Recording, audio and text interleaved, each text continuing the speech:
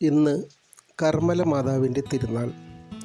പരിശുദ്ധാത്മാവിൻ്റെ ശക്തിയാൽ ദൈവപുത്രനെ പ്രസവിക്കാൻ സ്വർഗം തന്നെയാണ് തിരഞ്ഞെടുത്തത് എന്ന് ഗബ്രിയേൽ മാലാഖ അറിയിച്ചപ്പോൾ മാതാവ് അമിതമായ ആഹ്ലാദ പ്രകടനം നടത്തുന്നില്ല, മറിച്ച് ദൈവത്തെ സ്തുതിച്ചു പാടുകയാണ്. വിശുദ്ധ ലൂക്കായുടെ സുവിശേഷം 1-ാം അധ്യായം 46-56 നമുക്കത് കാണാം. കർമ്മല സഭയുടെ സുപ്പീരിയർ ജനറലായിരുന്ന സൈമൺ സ്റ്റോക്കിന് മാതാവ് പ്രത്യക്ഷപ്പെട്ട് കർമ്മലോത്തരീയം നൽകിയതിനെ തുടർന്നാണ് വിശ്വാസികൾ കർമ്മലോത്തരീയം ധരിക്കാൻ തുടങ്ങിയത്.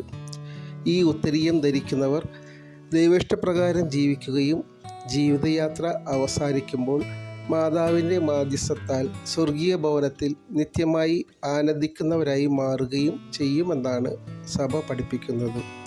ഏവർക്കും പരിശുദ്ധ കർമ്മല മാതാവിൻ്റെ തിരുനാൾ ആശംസകൾ.